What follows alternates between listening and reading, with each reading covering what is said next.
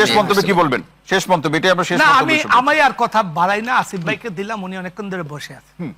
ধন্যবাদ। জি আসলে আমি জাস্ট ছোট্ট কথা, যে স্যার যেটা বললেন যে এখন বললেন যে যদি না পাই তাহলে কি করবো। এখন একটা দল যদি বলে আমার 43% সদস্য হচ্ছে নারী, তারপরে যদি বলে আমি খুঁজে পাচ্ছি না, এই লজিক খাটে না, নাম্বার 1।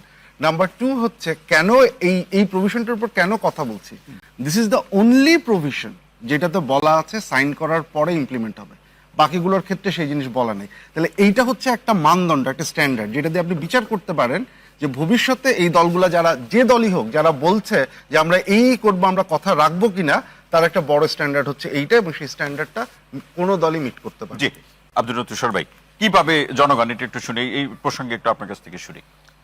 কিভাবে জনগণ, এটা তো আমরা এখন বলতে পারবো না। জনগণ যেখানে ভোট দিবে ওই ভোটের ফলাফল সেইভাবে আসবে। জনগণ যে বাক্সে ভোট দিবে সেই বাক্স অনুযায়ী কর্মের প্রতিফল পাবে। জনগণের কর্ম তো ভোট। মুশকিলটা হচ্ছে যে জনগণ কি পাবে। যখন প্রতিশ্রুতি দেওয়া হয় তখন খেয়াল রাখতে হয় যে জনগণকে দেওয়া প্রতিশ্রুতির মধ্যে কোথায় কোথায় ফাঁকি আছে। আপনারা নিশ্চয়ই এরই মধ্যে কতগুলি প্রতিশ্রুতি শুনেছেন, তার মধ্যে একটা হচ্ছে 100 জন লোককে তারা অর্থায়ন করে বিদেশে পাঠাবেন। বাংলাদেশে 100 জন লোক কিসের ভিত্তিতে চিহ্নিত হবে? মানে এই 100 জন ভবিষ্যতে নোবেল পাবে এরকম মেধাবী? কেন রাষ্ট্র শুধু 100 জনকে পাঠাবে? রাষ্ট্রবৃত্তি দিবে যার প্রয়োজন তাকে, 100 জনকে ওনারা পাঠাবেন বলেছেন। তারপরে বলেছেন 10,000 টাকা করে মাসে মাসে বেকারদেরকে দিবেন। 10,000 টাকা করে মাসে মাসে বেকারদেরকে দিবেন, তাও কত? মাত্র 5 লক্ষ। দেশে বেকারের সংখ্যা কত? এই 5 লাখ কিভাবে হবে? এগুলি সব কিভাবে নির্ধারিত হবে জানেন? ওইভাবে। আমি একটা কথা বলে শুধু শেষ করে দেই। এই যে গুপ্ত রাজনীতি নামক যে বিষয়টি রয়েছে না, যেটা এসেছে, যে আগে ছাত্রলীগ এখন তারা ভিপি, তো একটা বিষয় আমি শুধু একটা প্রশ্ন করতে চাই, বুয়েটে কোনো গুপ্ত ছিল না? আবরারকে যখন প্রহার করা হচ্ছে এই গুপ্তগুলা কোথায় ছিল?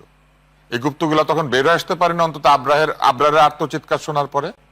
এই গুপ্তগুলা সবসময় চুপ করে থেকেছে ছাত্রলীগ যখন নির্যাতন করেছে। যদি এই গুপ্ত হয়ে অত্যাচারকে সহ্য করে, অত্যাচারকে এনেবল করা ফ্যাসিবাদের দোসরগিরি না হয়, তাহলে বাংলাদেশে কেউ ফ্যাসিবাদের দোসর। অসংখ্য ধন্যবাদ মুনিয়াপা। আমরা একদম শেষের দিকে, শেষ মন্তব্য। দেখেন, আওয়ামী লীগের কাউকে নমিনেশন দিয়েছে একটা জেলায় জামাত, এবং আরেকজন কাকে আওয়ামী লীগ কে পটুয়াখালীর কাউকে একজনকে আপনারা আপনাদের জোট থেকে পটুয়াখালীতে আওয়ামী লীগের উপদেষ্টা একজন আছেন আপনাদের। আচ্ছা যাই হোক, আপনারা একজন নারীকে আপনারা নমিনেশন দিলেন না। ওনারা জামাতে ইসলামের মধ্যে একজন সনাতন ধর্মাবলম্বীকে দিতে পারে, কিন্তু একজন নারীকে দিতে পারে না। এই কথাটাই আমি, কৃষ্ণ নন্দী না তার নাম, এই কথাটাই আমি আপনাকে বলতে চাচ্ছি। আর দেখেন, আপনারা এখন গুপ্ত সুপ্ত অবস্থায় থেকে ছাত্রদলের নামে তারা রাজনীতি করেছে। ছাত্রদলের নামে ফিনিক্স পাখির মতো বারবার উঠে দাঁড়িয়েছে। ছাত্রদলের নামে হিমালয়ের মতো দাঁড়িয়েছিল। আর আপনারা ওই গুপ্ত হয়ে তারপরে এখন জরিপের কথা বলে। জরিপ কে জরিপ করলো? 13 কোটি ভোটারের মধ্যে 6 কোটি আপনার কম বেশি হচ্ছে নারী। হ্যাঁ, সেইখানে আপনারা এখন মনে হচ্ছে নারী বিদ্বেষী, যে আপনাদের কথাবার্তা সবকিছু মিলিয়ে।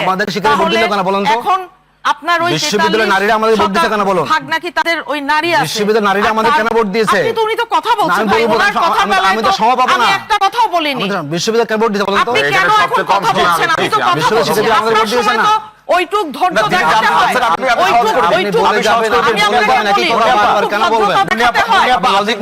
আমি তো কথা বলছি, আপনার সময় তো আমি কথা বলি নাই।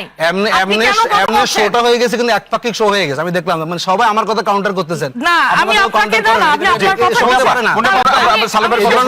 পারা যাবে না। আমি দেখলাম আমি এখানে সবাই একপক্ষ হয়ে গেছে। এই সমস্ত শো না করা, আচ্ছা, কিংবা সলিডারিটি সবাই এখন আমি বলছি, এটা আমাদের দেশনেত্রী যেমন চেয়েছেন সব সময় সারা জীবন। আমাদের চেয়ারম্যান সাহেব এত অত্যাচার, এত নির্যাতন, উনি এসে আওয়ামী লীগ নিয়ে একটা কোনো নেগেটিভ কমেন্ট করেছে? অসংখ্য ধন্যবাদ মুনিয়াপা, অসংখ্য ধন্যবাদ। কেউ শুনেননি। সালে ভাই, শেষ লাইন শুনবো। কাজেই খামাখা ওই কথার জন্য কথা বলে লাভ নাই। সালে ভাই, আচ্ছা, আমি ওইটা ওনার অবগতির জন্য বলি।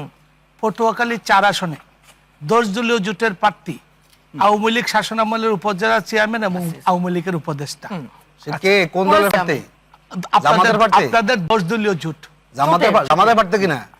ভাই আমি আপনারা এখন আবার জোটের আচ্ছা, মধ্যে এই- আপনারা আলাদা এই- করছেন। আমরা সময় পাবো না।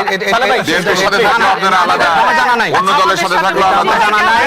আমি যেটা আমি- বুঝতে আপনারা বলেন চাচ্ছি- আমি যেটা বুঝতে চাচ্ছি তো ভাই, আমি একটু শুনে আসি, আপনাদের আমি একটু শুনে আসি। আজকে আচ্ছা আপনার সাথে আপনাদের আছে কৃষ্ণনন্দী কি ছিল তহিদ ভাই আজকে আপনার সাথে আমি কিন্তু একা দেখলাম যে সবাই একসাথে না, কথা কিন্তু বলতেছে। অন্য আলোচক তো বলছে না, আপনাকে এটা- অনেক না, বেশি না, সময় না, দিয়েছি হোক, কিন্তু এই কথা দেখুন না, বলছেন সালে ভাই আচ্ছা, একটু কম তো আমি সবাই পেয়েছি। একসাথে জি। কথা বলতেছেন তো আপনারা আচ্ছা এখানে। আমি কথাটা একটু বলে এভাবে তো আমরা শ্রোতে না আসাই আমরা- ভালো। আমরা- আমরা- আমরা- আমরা শেষ করবো, আমরা শেষ করবো সালে ভাই আমি- শেষ করবো। দেওয়ার জন্য এসেছি। আপনাদের সময় নষ্ট করতেছেন না না সালে ভাই আমাদের শেষ করতে হবে ভাই। আমাদের মূল বাজেট ছিল হলো প্রতিশ্রুতি নিয়ে জি, তা আমরা যে আলোচনাটা করছি এটাকে সমাপ্তি বলি এই এমন প্রতিশ্রুতি দিও না যাহা তুমি রক্ষা করিতে পারো না।